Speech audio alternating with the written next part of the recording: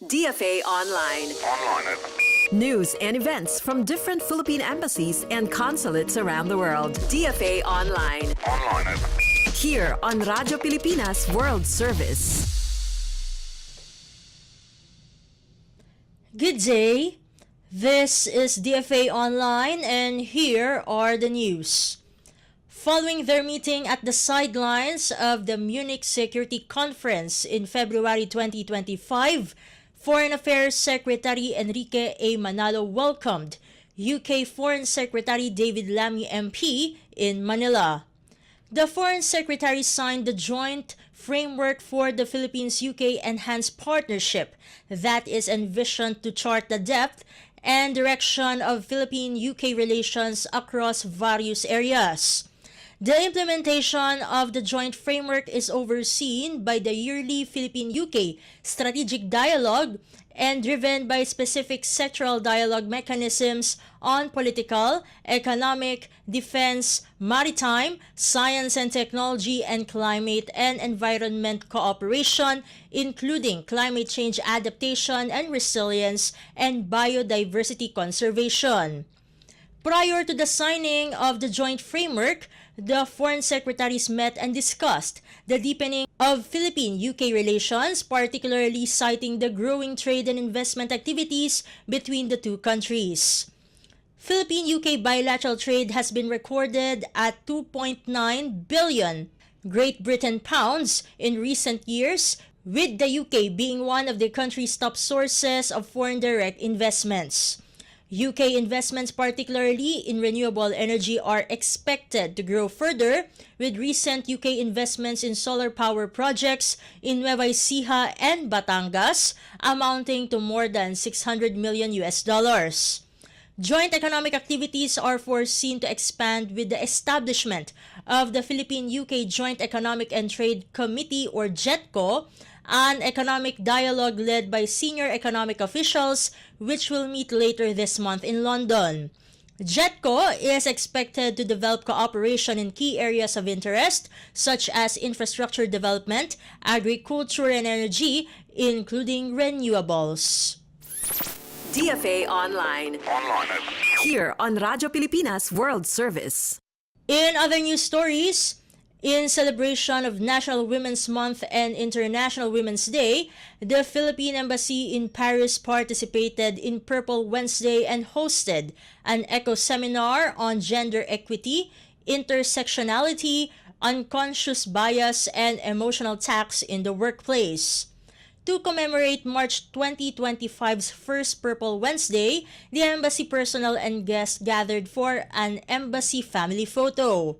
Following this, Ms. Ana Magsumbol, Acting Gender and Development Focal Point Officer, conducted an insightful eco-seminar on key gender issues and inclusivity. The seminar emphasized the distinction between gender equality and gender equity, highlighting the challenges faced by women in the workplace. It also emphasized the significance of intersectionality in achieving gender equity and how unconscious bias and stereotypes contribute to workplace discrimination. During her opening remarks, Philippine Ambassador to France Juniver M. Mahilum West stressed the importance of raising awareness on gender equity and how this year's theme, Babae sa lahat ng sektor, aangat ang bukas, aims to promote women empowerment, especially those in the underprivileged and marginalized sectors. After the informative session, participants enjoyed purple-colored Filipino snacks made by Filipino women entrepreneurs in Paris. DFA Online. Here on Radyo Pilipinas World Service.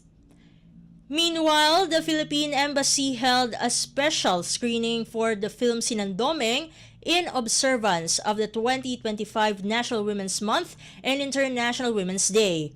The film is about a widowed housewife who took on the responsibility of tilling and cultivating their farmland herself after her husband's death.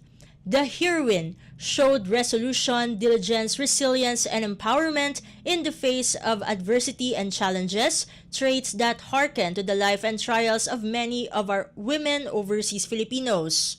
In her remarks, Deputy Chief of Mission and Consul General Lorenza Arlene Gonzalez Macaisa highlighted this year's Women's Month celebration sub-theme, Babae sa lahat ng sektor, aangat ang bukas sa bagong Pilipinas, which highlights the core objectives of the Magna Carta of Women on women empowerment, gender equality, and equitable access to resources and opportunities. 70 members of the Filipino community and embassy personnel attended the film screening, most of whom were women. The film was positively received by the audience, who expressed their appreciation for the embassy's initiatives in organizing activities which celebrate women's contribution to society. In addition, the Philippine Embassy joins the Philippine Commission on Women in calling for a Purple Wednesday to support women's rights and gender equality. DFA Online. Here on Radyo Pilipinas World Service. And that concludes today's edition of DFA Online. For Radyo Pilipinas World Service, this has been Steph Vicente. Good day and stay safe, everyone. DFA Online. News and events from different Philippine embassies and consulates around the world. DFA Online. Here on Radyo Pilipinas World Service.